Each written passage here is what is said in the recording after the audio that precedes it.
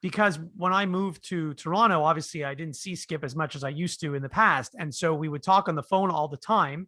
And then I think I might have said to you, Skip, we should just record our phone conversations and then release it as a podcast. So that's how the idea came up. And originally, the first few years, that's basically what we did. We just had a conversation about like, did you see the game last night? Or are you going to watch the game tomorrow? And that was basically it. Like there was no script, there was no planning or any work involved. We just talked, and Skip does all the work. He does all the editing. He does all the posting. All I do is talk. And that's how the show started.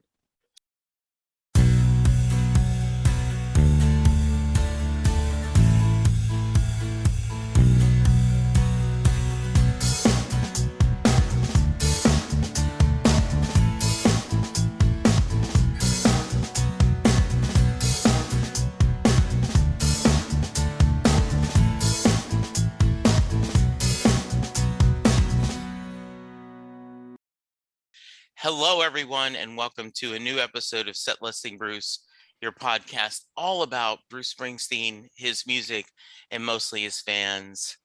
I am your host, Jesse Jackson, and today is a special crossover episode with one of my favorite podcasts.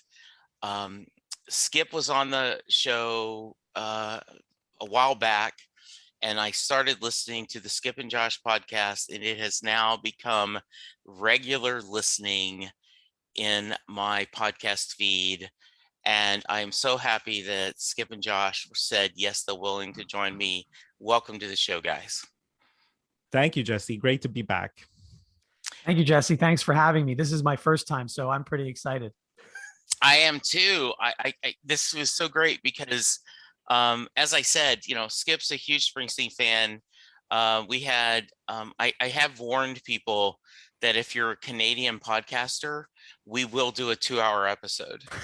Like that's what happens. Yeah, it does. It seems like I've had 2 or 3 people from Canada that are podcasters, and we just get to talking and talking and talking. And so I am so happy that you guys are willing to kind of do a crossover, so that as I'm celebrating, September is the 6th anniversary of the podcast, and I'm just thrilled you guys were able to join me and kind of help me celebrate. That's awesome, and I'm glad you picked a good topic, Jesse. We're going to do cover songs. We are going to do cover songs, and in your format, we're going to pick top 7, and I will get to why you pick 7. I know because I'm a regular listener, but my other listeners who have not checked out the show may not know. But let's start out with Josh. Give us your elevator pitch. My elevator pitch. Well, I speaking of anniversaries, I think Skip, our anniversary for our show is in about a month or less. November. Well, the first official one was maybe released in November, but our first recording, I think, happened in late September, early October, 5 years ago. So it was all when the Cubs were in the playoffs, right? That's the when the Cubs won the World Series. Correct. Yes. Yeah. So, and actually Skip I'm not sure which one of us thought of this idea, but we thought about it like 10 years ago and then didn't do anything for 5 years. And then finally decided to do something. So I'm glad more than 10 years, Josh. I think we were talking about doing a podcast when no one knew what podcasts were, honestly. We were cutting edge, but then we just didn't do it, Right, exactly. So, I mean, I don't know what to tell you about me. I grew up in Montreal, just like Skip. I live in Toronto now. Still a fan of all the Montreal sports teams. And even though I live in Toronto, I'm not a fan of any of the Toronto sports teams. Our show has a lot to do with sports, although lately we've been doing a lot of music and movies. So I guess that's my elevator pitch. Jesse, it started like as a sports podcast, right? We're talking about whatever what was happening in the world of sports. We did that for 4 years or 3.5 or whatever it was. And then when the pandemic started, we were like, well, now we don't have anything to talk about. So we switched to like our favorite this, our favorite that, favorite album of the 80s, favorite burgers, favorite movies, movie soundtracks, favorite album covers, like favorite places to buy French fries. Exactly. I mean, you guys were that specific. Yeah. Yes. So, all kinds of like what things that we liked. I mean, truthfully, I think we're exhausting our topics. But we're going to try to keep it going. See, originally, sorry to interrupt you, but originally because when I moved to Toronto, obviously I didn't see Skip as much as I used to in the past. And so we would talk on the phone all the time. And then I think I might have said to you, Skip, we should just record our phone conversations and then release it as a podcast. So that's how the idea came up. And Yeah. originally, the first few years, that's basically what we did. We just had a conversation about, like, did you see the game last night, or are you going to watch the game tomorrow? And that was basically it. Like, there was no script, there was no planning or any work involved. We just talked, and Skip does all the work. He does all the editing. He does all the posting. All I do is talk. And that's how the show started. One of the first podcasts I listened to was Galactic Quorum. And that was when Battlestar Galactica, the revamped version from Ron Moore, was on, and the two or three people that are on the podcast all worked in the same company. And so they were at lunch after a new Battlestar Galactica episode. They would sit in the lunchroom talking about it. And that's how they ended up coming up with the idea of the podcast. And so they just basically, instead of the lunchroom, found an empty conference room, put an MP3 player, in the top of the middle of the table, hit record, and had the discussion. And so when Skip was on the podcast, he told me your origin story, and I said, that's great, because to pull back a curtain, JV Clark, who does Springsteen Sings the Alphabet with Rob Carmack, he reached out, or I reached out to him, and he said, hey, I'd love to be part of the podcast, for your anniversary month. And he and I talked 2 hours Wednesday night, and I may get 30 minutes out of it that I can actually publish. Now my patrons, I gave them, all the complete unedited, but we just were telling stories and catching up. And once I told him, look, I'm just going to cut out anything that, we don't want to, that we can't, I'll just build an episode out of it.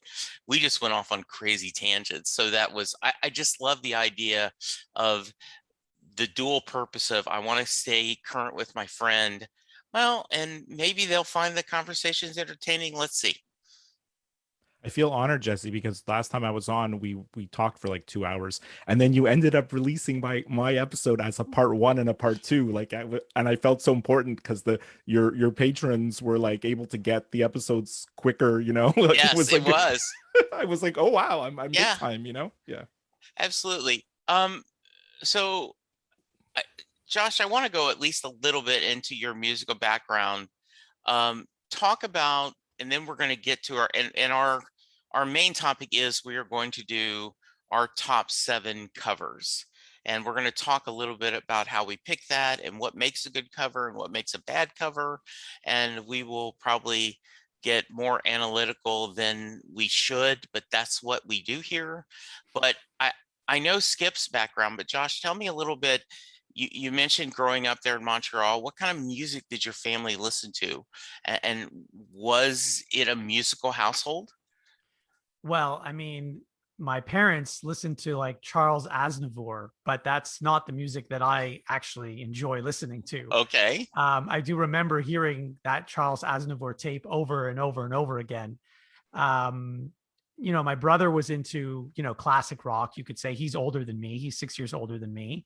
So obviously that was a bit of an influence. There was really only 1 or 2 good radio stations in Montreal at the time. So I would listen to the rock radio station because I didn't really have much of a choice. But then as I got older and, Skip and I were roommates for a few years, I started to listen to alternative music, which is still what I listen to now, actually. So there was a time where Skip and I actually liked similar bands and music, but really now it's almost completely different. We don't listen to the same stuff at all.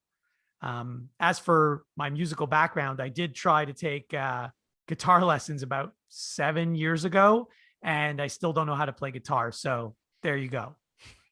There are many things that I would do if I had a working time machine, whether it was a TARDIS, the time tunnel, the DeLorean, but one of them would be go back and tell the 10, 11-year-old Jesse, start playing the guitar and work on it. instead of watching Star Trek reruns or Partridge Family or the Brady Bunch, all those will be available later in your life. Just spend 30 minutes a day working on a guitar, because trust me, you will be much happier if you could play that when you're a 60-year-old guy. So yeah, I'm right there with you.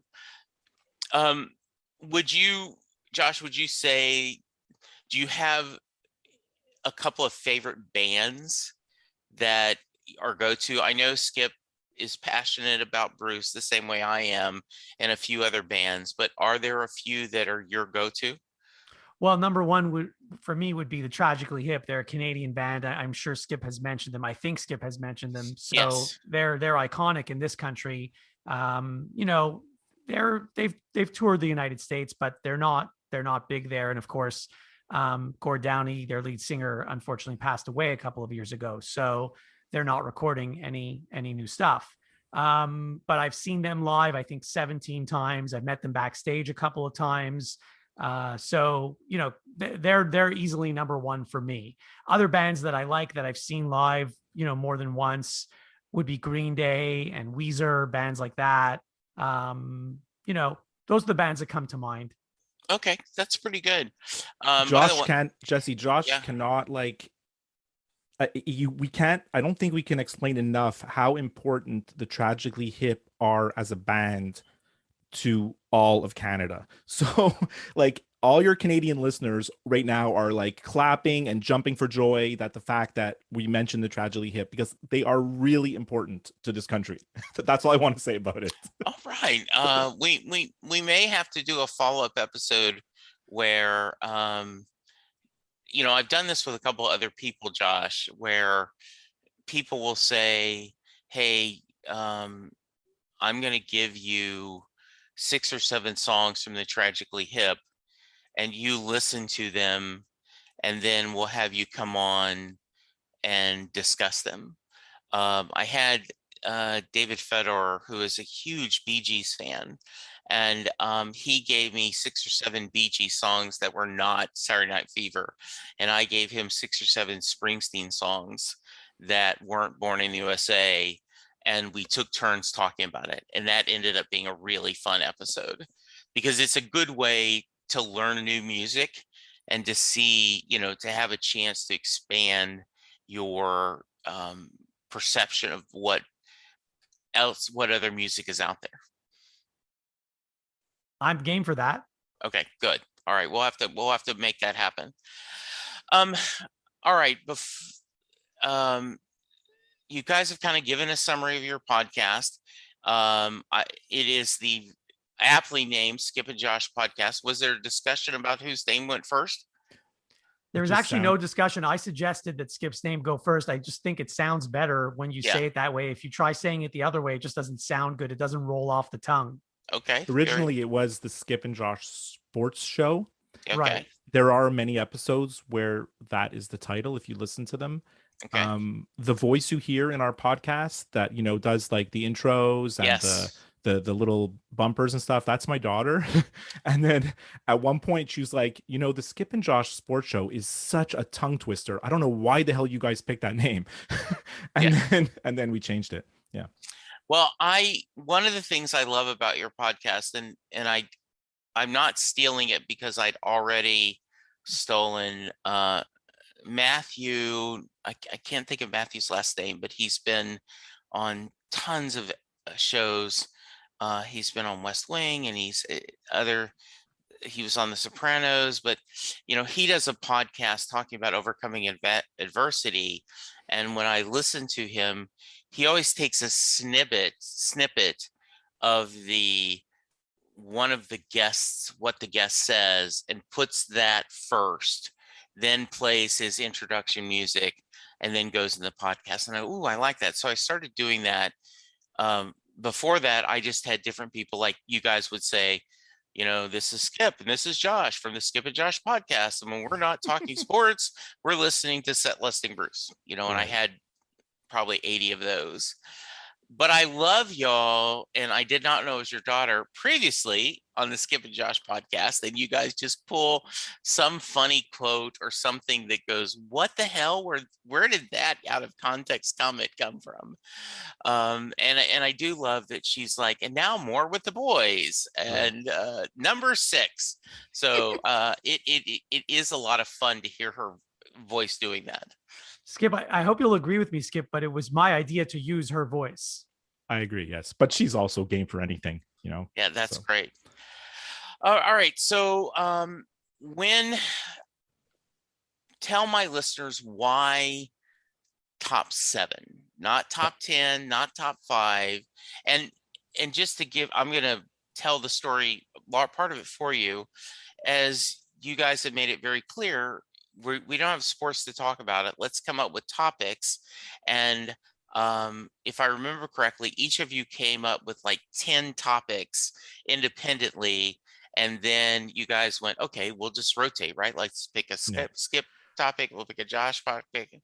When we started, we did a draft. We did a topic draft. Oh, how fun. So I which is very sportsy, right? Yeah. So like well, it wasn't really a draft. It was more like a reveal, I guess. But yeah.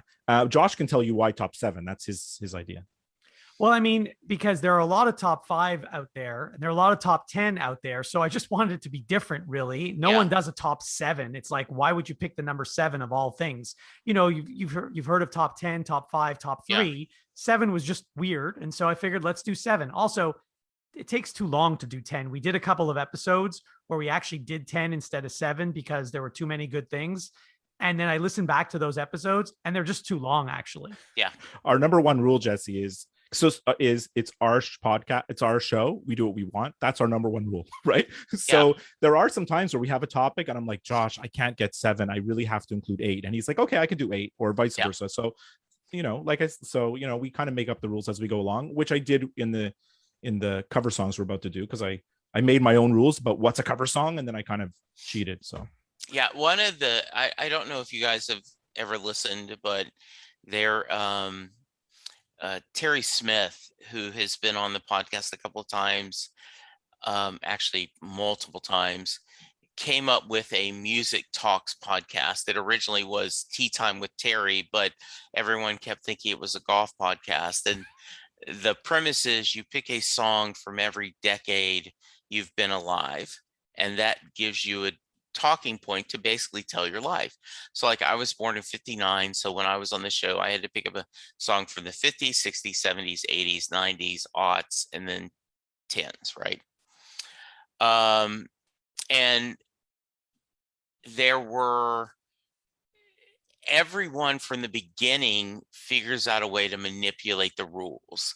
Like one guy said, well, I was born in 67, so my decades are 67 to 77, 78 to 87, 88 to 97, so that he could get the songs he wanted to do in the decade he wanted to, right? Like one of his 90 songs really came out in 2000, but he could fit it in 90 if he did it that way. And like I said, I was born in 59, so I could only pick a 50 song that was released in 59, because if I picked 58 to 50, I wasn't alive, so that shouldn't count. So I love this idea of us kind of, because they're self-imposed, right? This is not like there is a podcast Olympic committee that is ruling on what is acceptable and what isn't. Maybe we need that committee. I don't know. Yeah, well, I would volunteer the 3 of us to start one if we want. Mm-hmm. Okay. All right. So covers. I'm going to start with you, Josh. What makes a good cover in your mind? Well, I mean, I guess what makes a good cover is it doesn't sound exactly like the original. So there's a difference, but not too different, because I mean, if I like the original song, then I want to sound somewhat like the original song. So not sure if I really answered your question, but that's what I look for in a cover song. No, I think that would have been the answer I gave. Skip, step in. What's your thoughts? Very similar in that the song has to be kind of better or at least different than the original.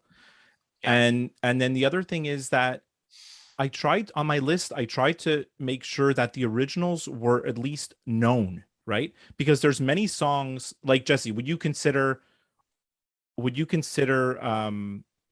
Fire like a cover song? Well, maybe that's the wrong example. I'm trying to think of like a song that like Bruce Springsteen wrote for someone else, right? Well, I think Spirit in the Night. Not Spirit in the Night. The Patti Smith song. Why am I drawing a blank of? Because the night, Yeah, Because because the the Night. night. Right. One of the things that irritates me is there is a Cover Me show on E Street Radio Yeah. and he will play either songs other people cover of Bruce's or songs Bruce covers.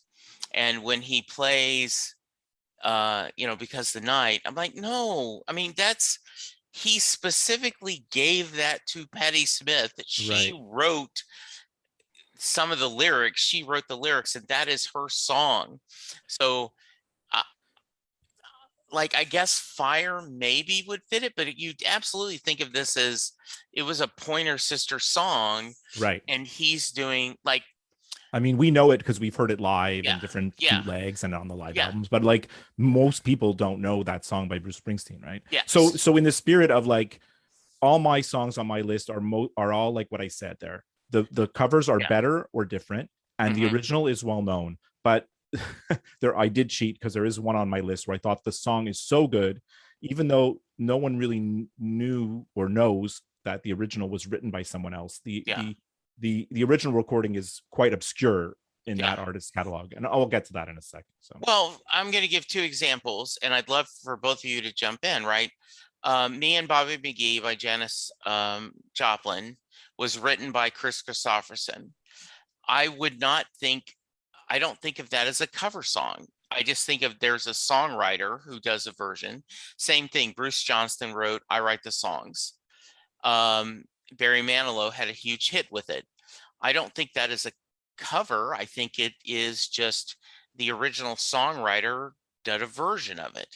there's so many songs in the 60s, right, where Yeah. there were songwriters, right? There were Yeah. songwriters and there were performers, and then the record companies were like, here's the song you're gonna do, right? Yeah. Yeah. Yeah. So I didn't really count those. Yeah, and now I may have, now that I'm looking at my list, there may be a couple of these that you guys may point and go, well, I thought you weren't going to do these, but that's okay because, Like we're I all on our said. list. Exactly, right? We're making it up as we go. Right. If I could just interject please. for a second. So I just looked at my list of the 7 songs, 4 of them, when I heard them, like the newer version, let's call it, Yeah. I didn't even know there was an older version of the song. I thought that was the original because the older version was, before I was born. I'm so glad you brought that up, Josh, because I think that's another important thing. There are, one of my honorable mentions is that, similar to things. So I do agree. And there are somewhere, I think like Jimi Hendrix, All Along the Watchtower, people don't think of that as a cover, even though it's a Dylan song, right? Because it's so iconically done to him. Barry Manilow's I Write the Songs. I know this is the second time I brought that up, but it's just, no one thinks of that as a cover. That's his song. And I do think it's very funny that an artist who is known to be a prolific songwriter and, all the commercials and all the songs, one of his most signature songs is something he doesn't write. I thought Barry Manilow was always known as this songwriter that actually he was the guy who gave the songs to the other artists, right? Exactly. Wasn't a performer first. So that is odd. I actually didn't Yeah. even know that wasn't his song until just a few minutes ago. Very nice. There we go. Jesse, it's interesting that you mentioned All Along the Watchtower. It didn't make my list, but I did consider it. And Yeah. I was actually thinking of the U2 version on Rattle and Hum when I was thinking of this song, not Jimi Hendrix or Bob Dylan. Yeah. Oh, perfect. Perfect. Yeah. I have All that right. on my honorable mentions, Josh. So, as we produce on the air and on the fly, do we want to start at 7 and go up, or do we want to go through a couple of honorable mentions first? I sometimes think you guys do it both ways. I've seen it where you guys do your list and then kind of talk about the things that didn't make the list, or you guys do the honorable mentions first and then get onto the countdown? I have too many honorable mentions, so I don't think I should mention them. But I'll just tell you that no Bruce Springsteen songs made my top 7, and I did have there are a couple that are in the honorable mentions, Jesse. So like Rhinestone Cowboy, but that's only because it's on that's the last track on the movie version of Western Stars. And then also, I mean, I'm sure you've heard his version of Purple Rain, but it's also just a live version. It was never really recorded, you know, so I didn't really count those. That is a great version. I mean, what a great tribute to Prince. Yeah, exactly. Absolutely. And I only have 2 honorable mentions that I don't really want to mention them. So, so we can just go straight to number 7 if that's so. Right. So Jesse, the rules of the game are it's your topic, so you go first. Okay. Well, nice to know that. All right. So I'm going to do one maybe a little not expected, but I grew up in the I was born in 59. 70s pop top 40 radio was where I cut my teeth with music. I had a little AM clock radio. You know, the sound was not the best, but it was what I listened to. And so I did love Queen, and I loved Foghat, but I also loved Barry Manilow. You know, that was the radio, ELO. And a few years ago, he did a collection of show tunes. You know, basically he picked songs from Broadway shows and performed them. And Will Rogers Follies has a song, Never Met a Man I Didn't Like. And Will Rogers' core being was, you know, he believed that once you understood where a man's coming from, there's no way to dislike him. And so he would say, I've never met a man I didn't like. And there is a song about that. And for some reason, because I think that's my philosophy, is I try to see the best in people, and I try to give out as much positivity and love on the world. That just song really spoke to me. So that's number 7 on my list. Very nice. Josh, you go next. Oh, I'm next. Okay. So number 7 on my list is The Man Who Sold the World. So this is one of those where when I heard the Nirvana version in 1993, I didn't even know that it was originally written by David Bowie in 1970. And then it was covered also by Scottish musician Midge Ure in 1982. So obviously it's on the MTV Unplugged CD. And so that's when a lot of people started to notice this song. And I just think it's a really nice song. And I like the newer version better, to be honest, their Nirvana version. I actually love that pick, Josh. Yeah, that's a great pick. I really like that one too. And we have an avid listener, Jason, Josh, who emails us every week with his picks for whatever we're doing. And he's screaming at you right now because he's a huge Bowie fan. Yeah. So, I like David Bowie also, but you know. Yeah, absolutely. Okay, Skip. 7 for me. Did you guys see the movie Crazy Rich Asians? Yes. I have not seen it. So there is a version of the song Yellow by Coldplay by a young lady by the name of Catherine Ho. And she does the song Yellow, but it's in Chinese. Oh. And it is spectacular.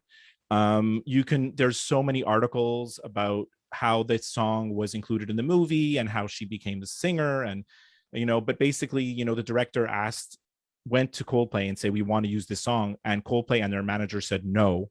And the director of the movie wrote a handwritten letter to Chris Martin, and then they agreed. And he explained why it was so important. All I could say is it's a spectacular version of the song, and very unexpected, obviously, because it's in a language that, I don't even know what she's saying, to be honest. I absolutely adored the movie. I thought it was just very funny, a great romantic comedy, spectacular scenery, and a fun premise. And I don't remember that moment, but now I will. I'm not a big Coldplay fan, so I may not have caught that. So now I need to go see it. That's great. Good. All right. Wonderful. You're up all right. with number 6. Yeah. All right. Number 6. This could have been higher.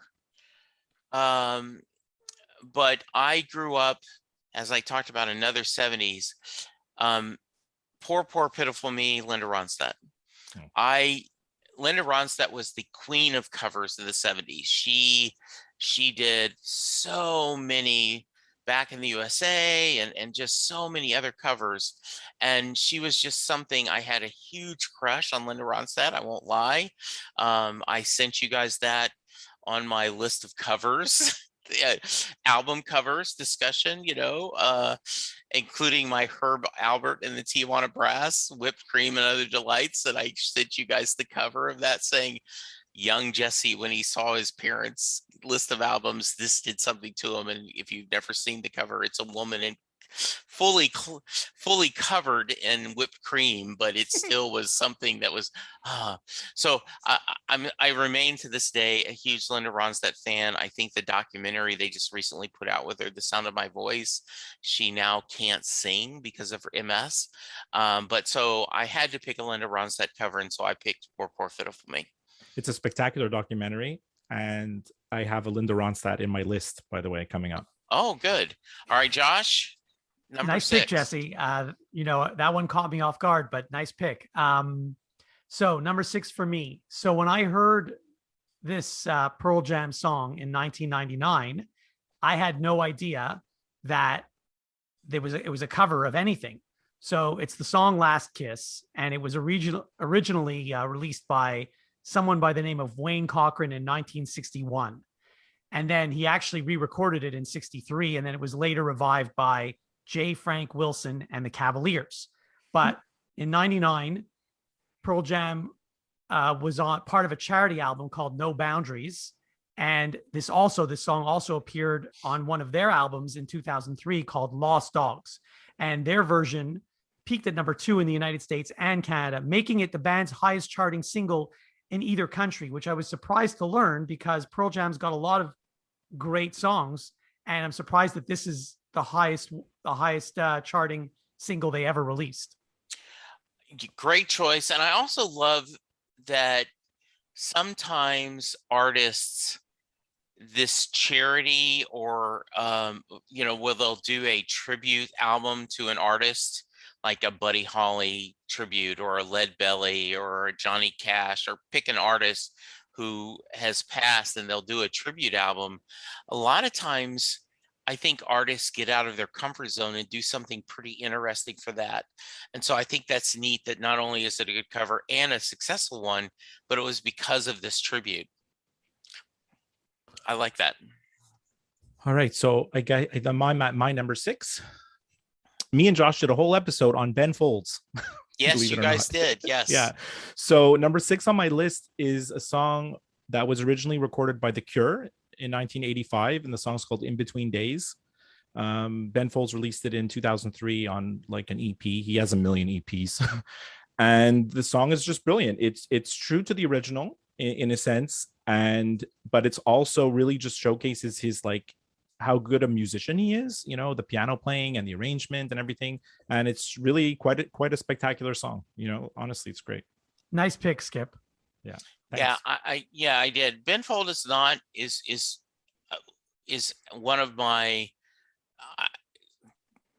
blind spots of music, right? It is. And so a few years ago, we did a whole episode on geek blind spots. Like, I've never watched all of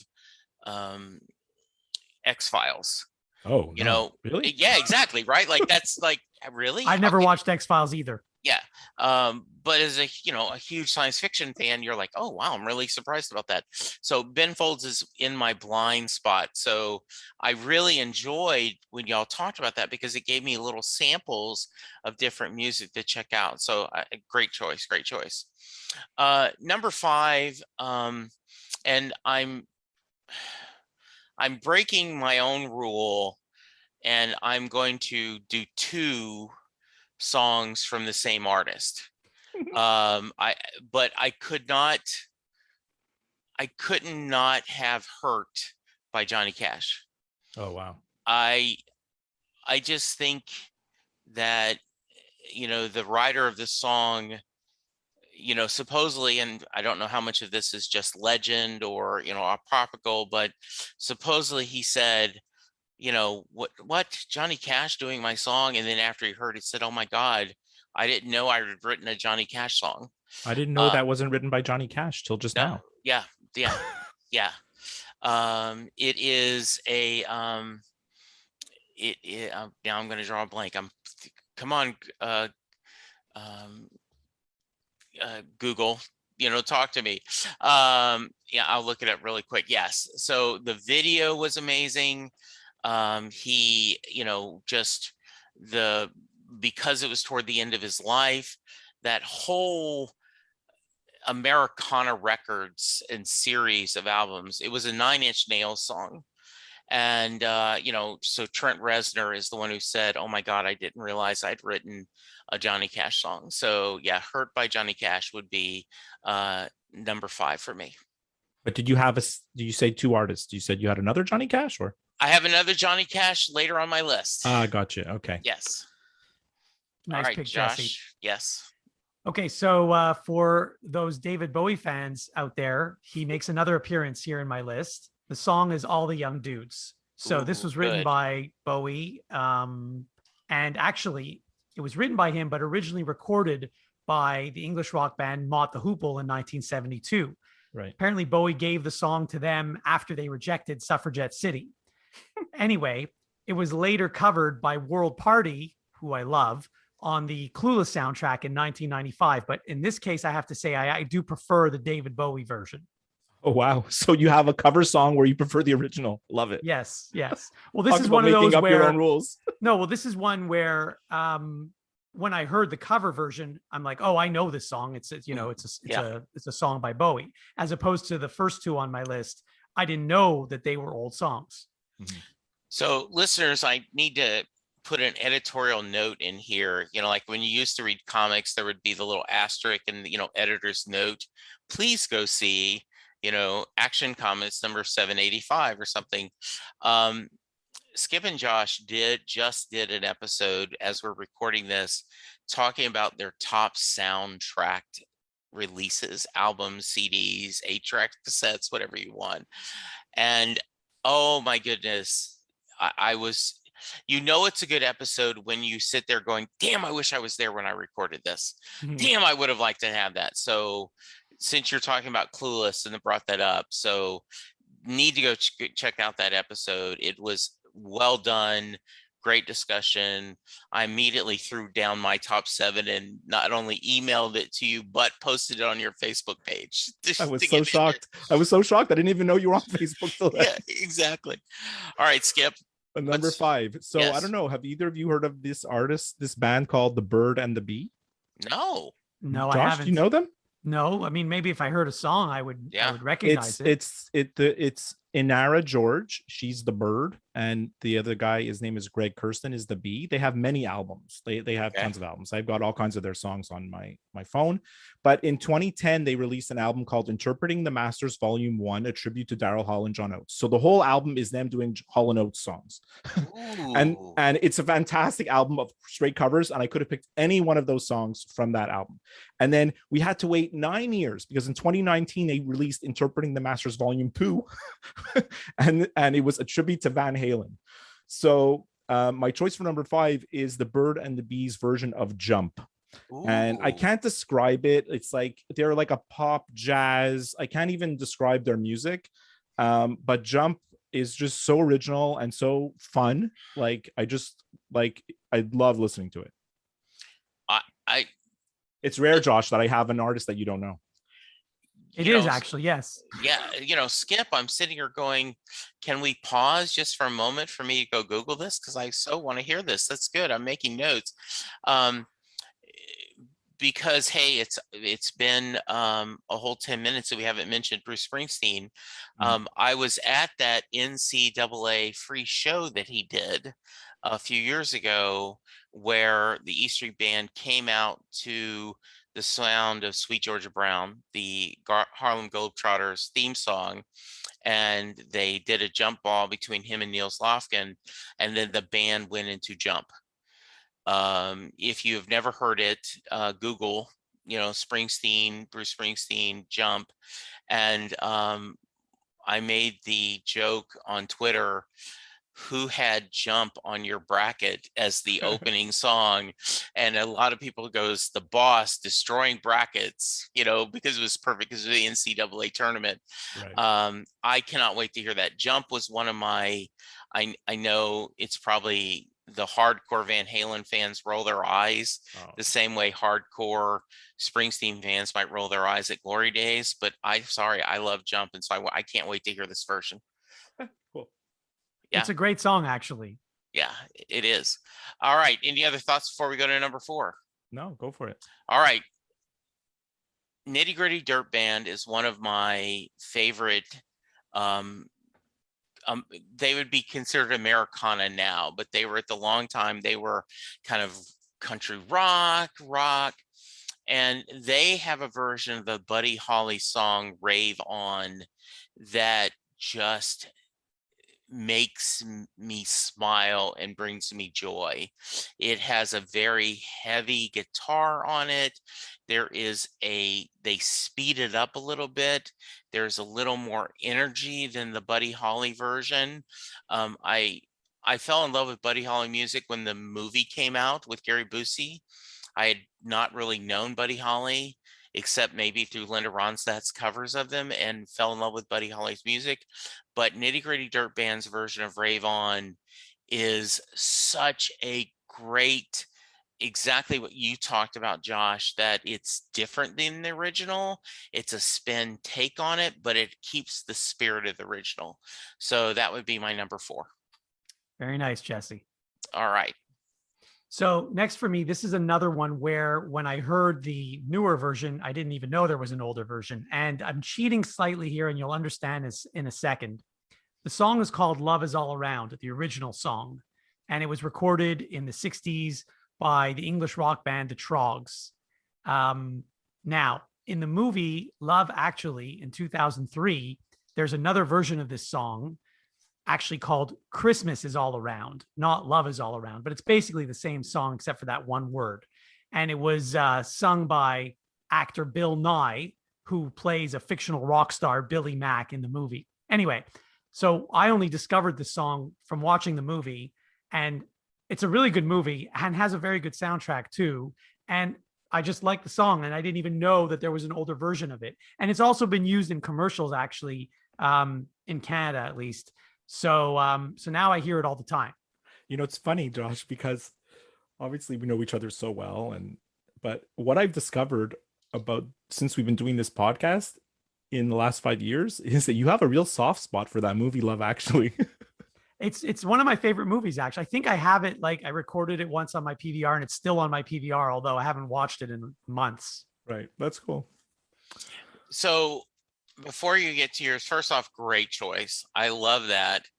And the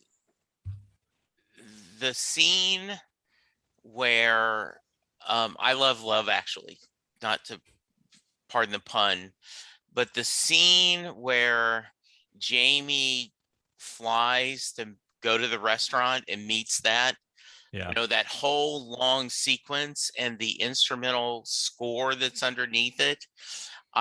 If I am in a bad mood, I will find that and just watch that.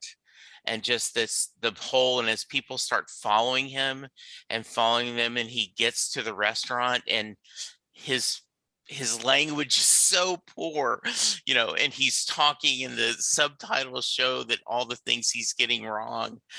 And then when she goes, yes, silly question, and you see she learned English just the same way he learned. I'm tearing up right now. So I'm right there with you. I love it's really that great. movie. Honestly, it's such a great movie. It is. There's so many good scenes in that movie. Oh, yes, absolutely. And I don't know if I can't remember if you guys have joined the Ted Lasso bandwagon or not. I did. Yeah. Yeah, they just did a wonderful tribute to that, right, on the Christmas episode. Yeah, it was okay. The Christmas episode wasn't the best, but it was still fun. Yes. Right? Okay. So. Very good. All right, Skip. Number 4 is where I cheated. Please, I love that. This is a song that really, it was released by the original artist, but it's very unknown. So the song is Nothing Compares to You by Sinead O'Connor. Okay. And many people don't know that that song was written by Prince. And he did release it on an album that of a project that he was working on, like not with his name on it, in 1985. But I mean, obviously in 1989, Sinead O'Connor released this song, and it was number one in like more than 20 countries, and like it's just such a mega hit. I mean, it's unfortunately for her, like she never could follow it up. The song was just so huge that like no one knows her for anything but this song. And I think it's still probably the greatest breakup song ever. Oh. Maybe we'll do top 7 breakup songs, Josh, because we're running out of topics. Ooh, that sounds great. I've just Yeah. given you my number one. So Yeah. You know, that CD where the Sinead O'Connor CD, I think that's the first CD I ever purchased. wow. Not the first album, but the first Yeah. CD I ever purchased. And is it true that you went to see Sinead O'Connor in concert with my wife? I don't remember that, but if she says yes, then No, I guess she we didn't tell did. me that, but I thought that's what you For told me. some reason, you remember that? That's great. I don't remember seeing her in concert, but it's possible. My wife and Josh knew each other in high school before. Okay. Like that's how we met. So. Yeah, that's greatness. She's the one who, you know, connected you two. That's wonderful. All right, great choice. Yeah, and you know, it is kind of funny, right? That Actually, Jesse, if I could correct you, sorry, and you may want to delete this part. I'm the one who introduced Skip to his wife. They didn't know Right. each other. oh, really? Yeah. Yes. So I knew her before I knew him, Oh, That's right. okay. and she didn't know him. Oh, okay. And it's all because of the Duke Blue Devils, Jesse. But that's a story for another time. Oh, I want to hear that story now. Okay, so we'll let it go, but I want to hear that story sometime. So we're up to number 3, and I'm sure that my listeners are going, "Where's the boss, Jesse? What's going on?" I grew up in Southwest Louisiana. I was born in Louisiana. My dad was in the Army. We moved around a lot, but by the time my parents got a divorce in the 8th grade, I came back to school in Louisiana and then finished my high school and lived in Louisiana till 86 when Lynn and I, who's my wife, got moved to Dallas. So Bruce Springsteen's version of Jolie Blanc, which is an old Cajun traditional song, is number 3 on my list. If you don't know the song, go to Google and go Jolie Blanc, Australia. And for those of you who are listening to this podcast who are Skip and Josh fans and not Springsteen fans, over the last few years, Bruce has started the tradition of picking up signs from the audience and kind of a version of stump the band, or, you know, request, the same way that someone like at a singer-songwriter bar would like, hey, let's get anyone got a request. And someone requested Jolie Blanc, and the band had not rehearsed it, and they did a version that is just amazingly kick-ass. So It's not on any album, right? It's only live. no, it is only live. Right. Gary U.S. Bonds had a hit with it, and Bruce helped produce that along with Little Steven. But it is the top. I always ask Josh on the song when I have a guest on, I go, what songs are you still chasing of Bruce's? Like when you go to a live show, what song have you not heard him sing that you wish you could? And Jolie Blanc makes my top 5 list for that. So Jolie Blanc, Bruce Springsteen. So I'll confess, I've never heard the song, so I'll have to go look for it now. Yes, yeah. This is by far, I believe, the most obscure on my list. I didn't think you would know. I knew Skip would. All right, Josh, what you got? Okay, so number 3. So here's another one where when the newer version came out, and the newer version, by the way, came out in 1987, so quite a long time ago, I didn't even know there was an older version that was 20 years older. So the song is I Think We're Alone Now by Tiffany, whose last name I didn't even know is Darwish. Of course, I really liked the song in the 80s when I was much younger.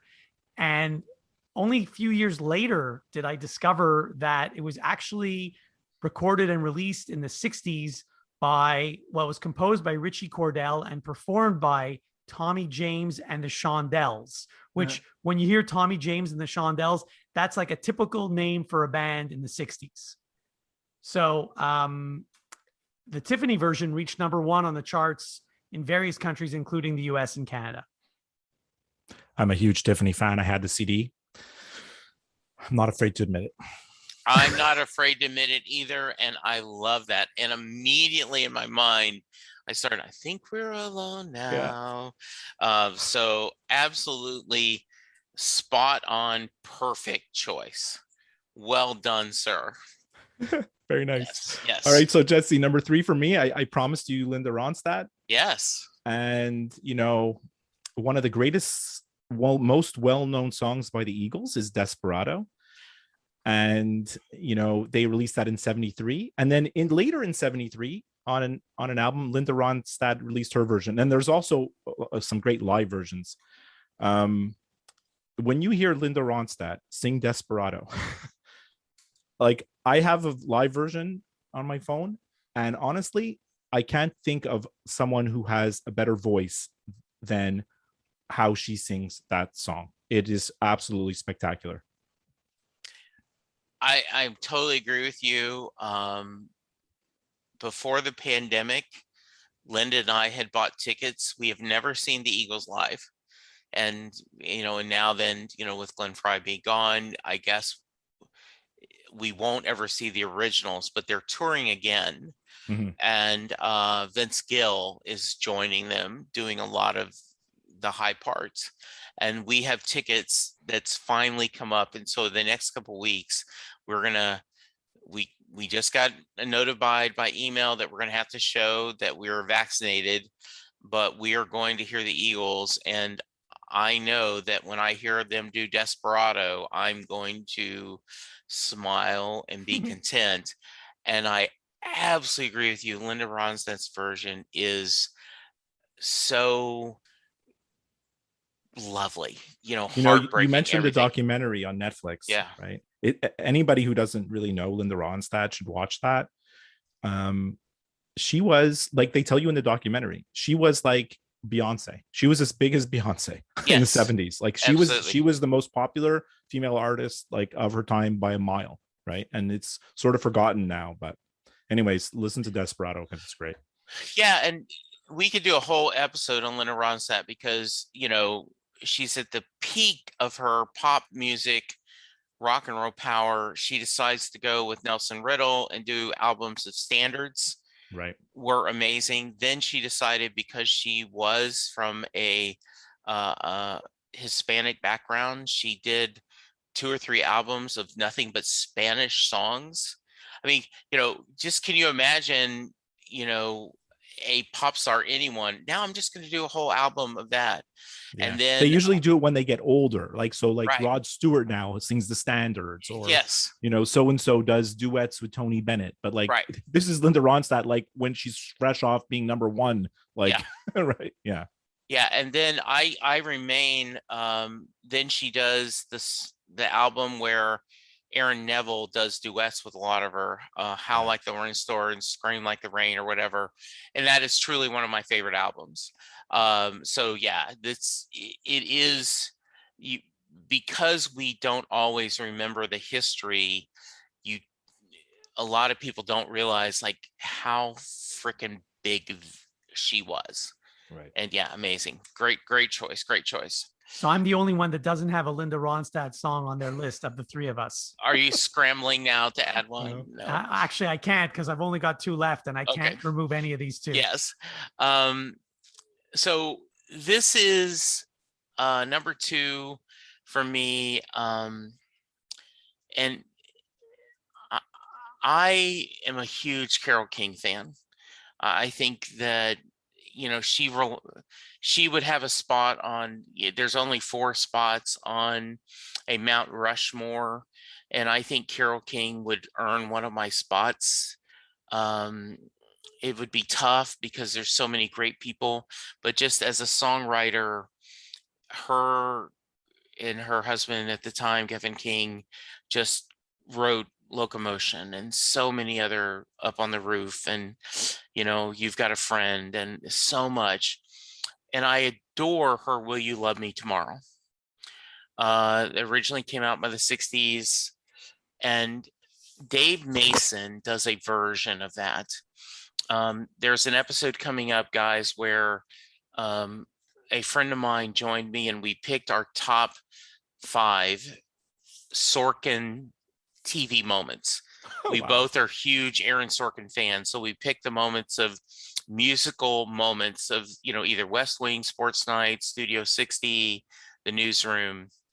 And there is a scene where on Studio 60 where Abby, the Matthew Perry character, is walking away and they are playing Dave Mason's Will You Love Me Tomorrow.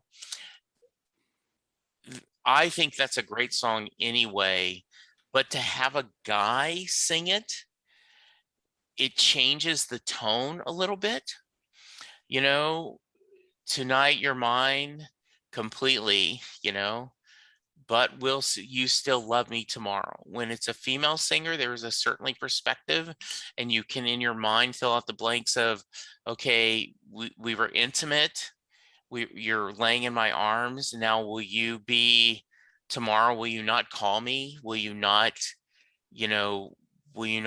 quote unquote respect me in the morning? And a guy having the same feelings about, I've given myself, I'm vulnerable to you, and now that you've seen me, will you still love me tomorrow? Just truly speaks to me. So that was my number 2.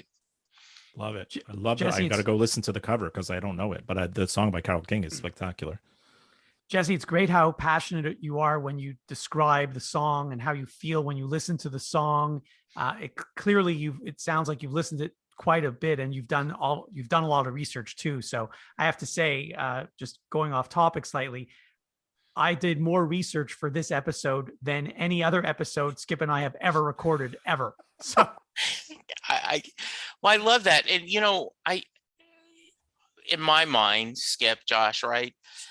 You sitting here and just listing a bunch of songs is not entertaining, but telling why that means to it's the excuse to talk about this, to share, is the reason why. And so I actually take that as a great compliment. Not that I wanted to give you extra work, but the idea, right, that you're so passionate and let me think about this and what I want to do this is a really nice compliment.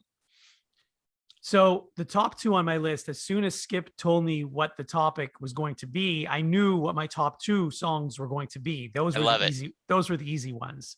And both of these are songs, when I heard the newer version, I'm calling it, I knew the older version immediately. So that wasn't an issue. So number 2 on my list is The Boys of Summer. Obviously, that's a Don Henley song. And actually, I discovered that it was written by Henley and the music was composed by Mike Campbell, who was with Tom Petty and the Heartbreakers. Anyway, the title of the song comes from a 1972 baseball book by Roger Kahn called The Boys of Summer, which is about the Brooklyn Dodgers. So in 2003, a band called the Ataris covered their song for their album, So Long Astoria. And the song became a single when a radio station started to play it. The Ataris version of the song replaced the lyric Deadhead sticker with one more appropriate for the age group of the Ataris fans. And they replaced it with Black Flag sticker in honor of the punk rock band from the 1980s. So I actually, as good as the Don Henley version is, I think I prefer the Ataris version of this song. Josh, I had this in my honorable mentions only because I looked through all the music on my phone and I picked out all the covers. So it made the list, but I couldn't, I liked the Don Henley one so much better that I couldn't, include it. That's fair. That's fair. That's why we have opinions. That is an amazing story. And I do not know that cover, so I will go listen to it. One of the other things, the Gazelle Twin did a version of Love and Mercy that they featured on an episode of The Walking Dead. And that almost made my list, but because I love Brian Wilson's version of Love and Mercy too much, I for the very same reason I couldn't take it. the other story you made me think of is, you know, John Hyatt, who I think you guys have both talked about. Don't steal my thunder, Jesse. John Hyatt's my number 2. Okay, then I'm not gonna tell the story. Then I'm not. I don't know if we're talking about the same I don't know, song or but not. just in case, I'm gonna hold off. Okay. Well, go. My number 2 is a song written by John Hyatt, but famously recorded by Bonnie Raitt, and that's the song "Thing Called Love." Is that where you were going? No, but go ahead. So obviously, most people know Bonnie Raitt, "Thing Called Love." It was on her 1989 album "Nick of Time," which won like the Grammy Album of the Year. "Thing Called Love" was a huge hit. But I mean, it was originally written and recorded by John Hyatt just 2 years earlier on "Bring the Family." And now, Jesse, we were supposed to do a John Hyatt episode. Like, I mean, for the non-John Hyatt educated, "Bring the Family" is like his most famous album, I guess. Yeah. Right. So, by the way, yeah, we anytime you name the time we'll do a John Hyatt episode. That would be awesome. Bonnie Raitt's album and Nick of Time it's like in Rolling Stone's 500 greatest albums. I think it's in the 200s. Yeah. Like, I mean, it's such a well-known album, but like the thing, I mean, the quote here I'm going to give you, I once read an interview with John Hyatt where he said he's made more money off the royalties from that song than he has in everything else he's ever done. So that single-handedly, Bonnie Raitt's version keeps him afloat financially. When Linda and I have seen him twice recently, and one of our best friends is a guy named Marek Lisko, who died several years ago unexpectedly. He was our age, had an aneurysm, died, and just we were crushed. And for huge John Hyatt fan. And for the first few years, when John Hyatt would come to Dallas, Linda would go, "It's too soon, too soon." And so he was doing an acoustical show at the Hard Rock Cafe, no, House of Blues here in Dallas. And Linda said, "I think it's time." And so we went and saw him. And then for my birthday a couple of years ago, we went down and saw an acoustical show in Austin where it was just John doing him and his guitar. And in both of them, he talked about a thing called love and said that this paid for his kids to go to college. Exactly. You know, right? And Lily Hyatt is John Hyatt's daughter, and she is coming to Dallas in October. And I think she's a wonderful musical legacy. She's had multiple CDs, and I'm excited about seeing her. But yeah, I discovered Lily Hyatt because you mentioned her. So yeah, absolutely great number 2. Great number 2. The story I was going to tell is Memphis in the Meantime. There is a line where, first off, by the way, couple lines. When Charlie Watt died, as we're recording this recently, I messaged you right away. They're your first person I thought of. Yes, it was. I thought of Hyatt's song, the kids in the backseat banging like Charlie Watt, which is a Hyatt song lyric. The other one is in Memphis in the Meantime. He says, "I don't think Ronnie Millsap is ever going to cover this song." Right. And then Ronnie Millsap covered the song, which almost made my covers just for the irony of that, right? That would have been a good pick. Wow. Yeah, that would have been a great pick. So we're at number 1 now, right? Okay, guys? Yeah, it is. Wow. So my repeat is another Johnny Cash. Bruce Springsteen's album Nebraska has a song called Highway Patrolman. Ugh. And I have often said that I believe Johnny Cash's version of Highway Patrolman is better than the Bruce Springsteen version. And that is tough as a guy who does a Bruce Springsteen podcast. Highway Patrolman is an amazing song. Sean Penn did a movie based on the song.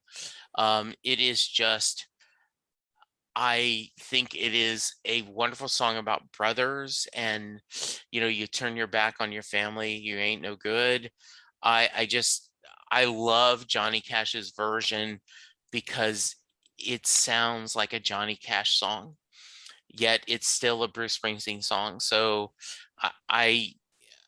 that was the first one I thought of. I thought of Dave Mason's Will You Love Me Tomorrow, Bruce Springsteen's Jolie Blonde, but I said Johnny Cash Highway Patrolman had to be my number 1. That's an awesome pick. Well, that song makes me cry. Yes, absolutely. Yeah. Yeah. All right, Josh. Lift us Okay. up with something more uplifting than, Okay, you know. I'll try. So I guess number one, I'll just say I'm sure everyone's heard of the song Smooth Criminal by Michael Jackson. This came out in 1987. It was on the album Bad, which I think had 7 different hits. Such a great album. I wasn't a huge Michael Jackson fan, but I really did like the song Smooth Criminal. And so the refrain in the song, Annie, Are You Okay? I didn't know this. It was inspired by Resusci Ann, which was a dummy used in cardiopulmonary resuscitation training. I had no idea. The things you learn when you do some research on music. So anyway, in 2001, Alien Ant Farm covered this song, and it was actually #1 on the US modern rock charts, whatever that means. And so I watched the video to this actually for the first time a couple of days ago. And the music video features numerous homages to Michael Jackson and his videos. For example, the drummer in the band is wearing one white glove. Part of the video is outdoors, and when the singer steps on the sidewalk, the part of the sidewalk that he steps on lights up, just like in is that Billie Jean that happens in? Yes. I think so. Yeah. Yeah. And then in one part of the video, the singer is sitting in a chair, but the chair is actually a huge silver glove. It's not an actual chair. So anyway, it's a great video. It's a great song. Both versions are great, but with me liking alternative music, I do prefer the Alien Ant Farm version. And it's so weird because before you ever hear Alien Ant Farm do this song, you don't think it could be like a hard rock alternative song. And then you hear them do it. I'm like, oh yeah, this is perfect. I do prefer their version. The Alien Ant Farm version. I have not watched the video. I have heard the song and I agree. I think it's a better song. I now want to go watch the video and kind of to see if I can count all the homages on it. That's great. I'm sure there are a bunch that I missed. Yeah. Well, I mean, look, I'm at my #1. Yeah. And I'm disappointed because I really, when you told me cover songs, Jesse. Yeah. Like me and Josh always say, whenever you come up with a topic, there's usually like a raison d'etre. Like there's usually like you already know one that you want to include. That's why you've come up with the topic, right? So I can't believe that neither of you, especially you, Jesse, didn't have the song Hallelujah by Jeff Buckley, which is actually an original song by Leonard Cohen. Like, to me, this is the obvious choice for the best cover song, but I guess that's why we have lists, right? So Leonard Cohen released the song in '84. I mean, he wasn't really popular, but popular among his fans. And then Jeff Buckley released this song in '94, and it is ranked 259 on Rolling Stone's 500 greatest songs of all time, the Jeff Buckley version. So that's my #1. Oh, great choice. I think I had the Leonard Cohen fan on the podcast, and you reached out to me and said how much you enjoyed that, because that episode spoke to me, Jesse, in so many ways. Like, yes, because your guest, and sorry, her name escapes me, but Hannah, I believe. Yeah. She was describing Montreal. Yes. And I mean, I know intimately the parts that she was talking about. She was talking about streets that I'm aware of, right? Yeah. And just her experience at university, like there was so much of it that really spoke to my own. Like I identified so much with it. I was like, I even messaged you after saying, wow, that episode really just blew my mind, Well, and I love the idea she said that Leonard Cohen is and Bruce Springsteen have in common. They're arguably their most known song is their most understood song. Right.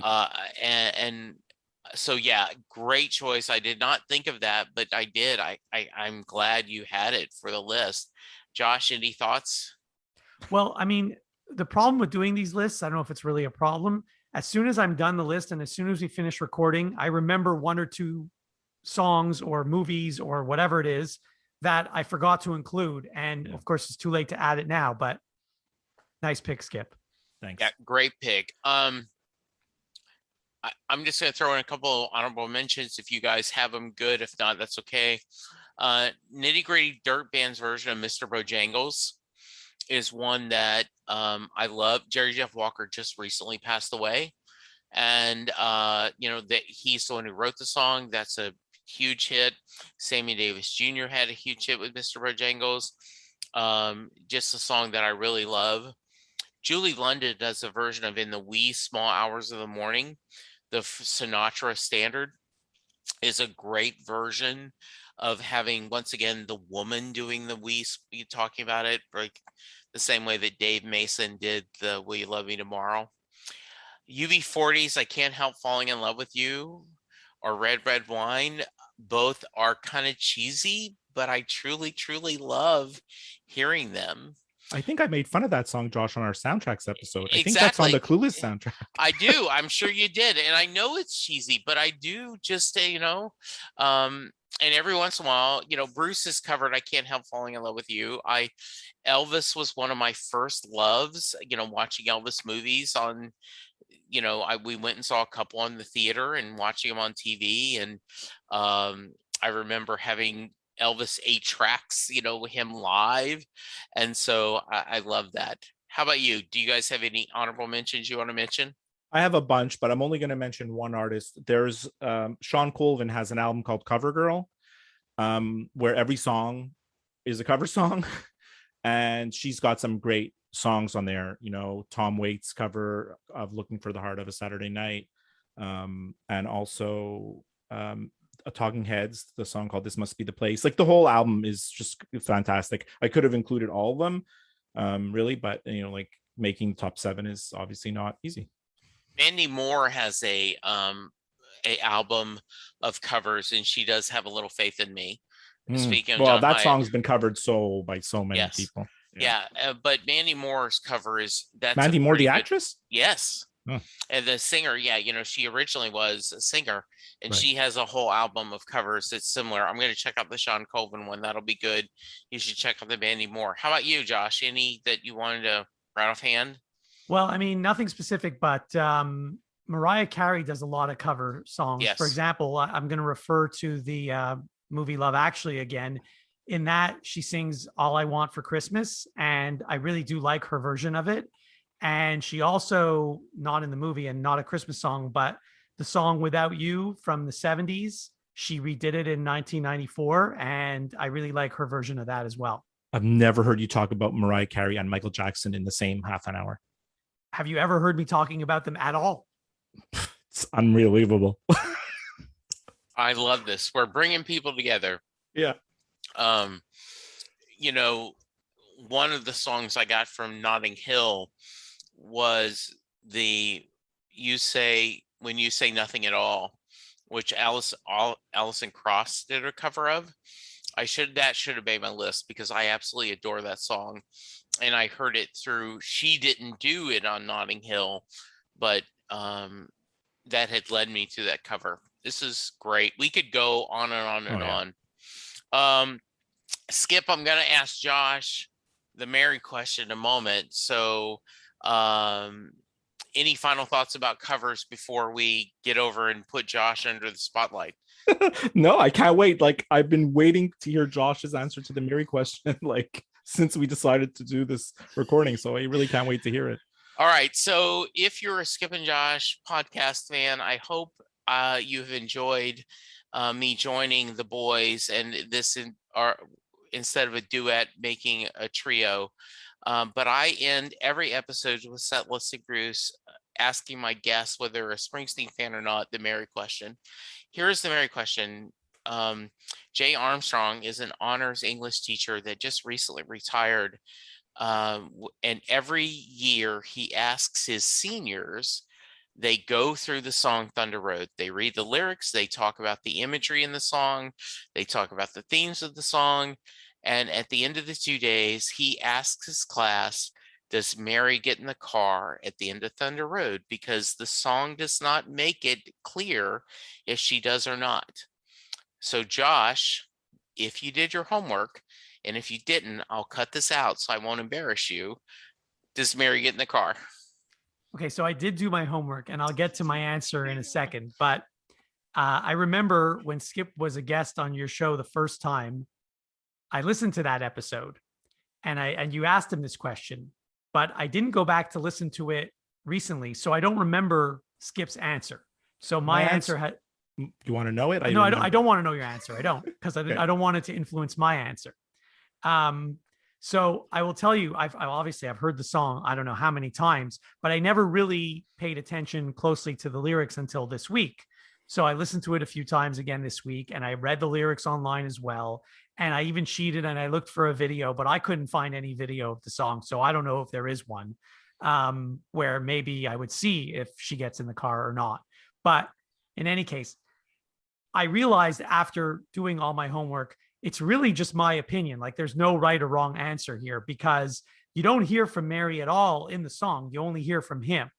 So basically, the question I asked myself is, did he do a good enough sales job of convincing her to get in the car?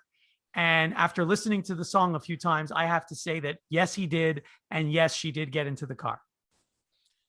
So great answer and great logic. And I do agree. No, Bruce has never made an official Thunder Road video. There is plenty of videos of him doing the song with the band or acoustical. There's tons of covers out there. And I do think you don't hear from Mary. So I think you absolutely think this the right way. Does he make the case? My wife would say no, that him saying you ain't a beauty, but hey, you're all right, she's going to go F you. Get to hit the road. What are the stats, Jesse? You have stats, right? Like you ask this question every time. You have hundreds of episodes. So like what's the breakdown of yes and no? So I've never, and if I was a better statistician, I would actually go and capture the answer, but roughly 60-40. 60% say yes, 40% say no. You should also break that down between males and females, because I think it'd be different if you did that. I totally agree. And in fact, there is an episode where a couple of years ago, I took the time and I picked 40 or so random episodes and I cut out just the Mary question and I spliced them all together. And then I sent them to Jay, the person who originally came up with this. And he listened to all of them, and then he joined me to discuss that. And he did some of that breakdown. A lot of females think it's Bruce asking them to get in the car. So they absolutely go, hell yes, it's Bruce Springsteen. Of course I'm getting in the car. You know, I think a fair amount of people go, no, I don't think he does convince her enough. I've had other people say that it took a few years later that they got together. Someone said that Mary gets in the car, but the first time he stops for gas and cigarettes, she leaves. You're like, yeah, I'm just using you to get you out of town. Now that once I'm gone, like I'm out of here, I'm gonna go do something else. So I great answer. Very, very great answer. And if I could plug you, Jesse, all your listeners can go buy the Mary Question t-shirt, Jesse's store, and I have one. Thank you, Jesse. Thank you. That is so good to see. Yes, it was. And I think if I'll go off on just a slight tangent, one of the things that makes me sad about the current political state in the States is the anger of people. And there is a recent example of that is, you know, Springsteen's manager came out and said, you know, because there's a whole question, Josh, I don't know if you know this, but does Mary's dress sway or does it waves? And there is this, I mean, it is like, you know, Yankee fans and Dodger fans or something. I'm like, there is not, you will not give up on which one. And you know, what do you think it is? Sorry, they're debating what he actually says in the song. Yes. Yeah, because when you look up the lyrics, if you look up the lyrics online in the actual lyrics, it says it says waves. But when you hear him sing it, it's definitely sounds like sways. So I mean, I always thought it sways, Jesse. I don't know how you feel. I do too. And John Landau, who has been Bruce's manager since his time, said that it should be sways. That's the correct number. Going forward, any reprinting of lyrics will have sways on there. Right. That's the answer. And there are people, waves to my dying breath. I mean, they are arguing still Right. that, and it's like, no, we've answered the question, right? Address Yankees and Red Sox. address can't wave. Address can sway. It can't really wave. There you that's go. exactly what a lot of people say. But there are people, waves till my dying breath. I'm like, really? This is the hill you want to die on? Right? Not, is it Jordan or LeBron or Yeah.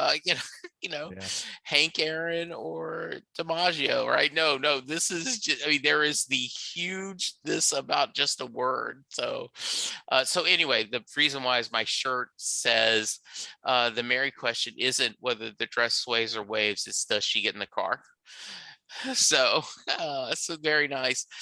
Guys, this has been a blast. I feel like I've been able to be invited into y'all's clubhouse and get to hang out with you guys. The only thing we're missing is in person. We'd be having snacks and tasty beverages. And hopefully someday after this pandemic, I will either make it to Canada or you guys will make it to Texas, or we will figure someplace in the middle and meet. But I am so grateful that both of you joined me today.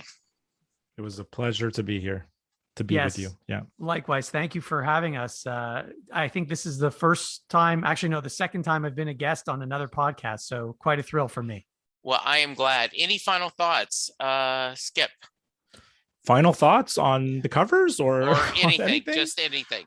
And no, I want you guys to tell how they can reach you guys. Oh, sure. So, okay. I mean, the best place to reach us is the website, skipandjosh.com. There you have all the links to all the places where you can contact us, email, Twitter, Facebook. We're on all the platforms, and I'll answer every email that comes. So don't be afraid to send us anything. Yeah, I just want to say thanks again, Jesse. This was great, a lot of fun, and I can't wait till it gets released, because it'll be exciting for me to see my name and hear my voice on a podcast other than ours. So I'm pretty excited about that. Well, I am too. And I don't know, maybe we should figure out a way to do this annually. Just Definitely. A good excuse to get together. All right. Skip, Josh, thank you so much for being part of this. You made the anniversary month very special. Keep doing what you're doing. As I say, I'm not exaggerating. I enjoy the episodes, even if it's like I am not a Montreal Canadian fan, and I'm like, boy, this is not an episode I'm going to enjoy. And I find myself just hearing you guys debate it and talk about it is just fun. Yeah, we took a break from the top sevens at one point this summer because the Montreal Canadiens made this huge run into the Stanley Cup final. Right. So we were doing like episodes every like day or two, or like it was crazy how many we were doing. But thanks for listening to those, because I know that's not your wheelhouse for sure. Yeah, it was very fun. And so listeners, thank you for listening. Go get vaccinated. Go take care of yourself. Remember to wear your mask. Remember to wash your hands. Remember to social distance. And let's all be good to each other, because that's the only way we're going to get through this. Thank you, Skip. Thank you, Josh. Thank you, listeners. And we will talk to you soon. Goodbye. Thanks so much, Jesse. That was awesome. Doing a podcast at times can be a one-way conversation, and I hate that. So please let me know what you like and don't like about the work I'm doing. You can reach the podcast via email at setlistingbruce@gmail.com. The show is on Twitter at setlistingbruce, and my personal Twitter is at jessejacksondfw. We have a website, www.setlistingbruce.com. From there, you can find links to other Springsteen podcasts as well as other music-themed podcasts. We have a page devoted to our own SLB All-Star Band. These are guests who have been on the podcast more than 3 times. There is a link to our store where you can purchase Set Listing Bruce shirts, as well as a Mary Question t-shirt. There is a link to our Patreon page where you can sign up to help support the podcast financially. We have different levels and different rewards based on your support. If you don't have any extra cash, and right now, who does? You can support the podcast by subscribing via your favorite podcast player and leaving us a review. The more reviews we have, the easier it is for people to find us. And please tell a friend about the podcast, especially if they love Bruce or music, because it will make a difference.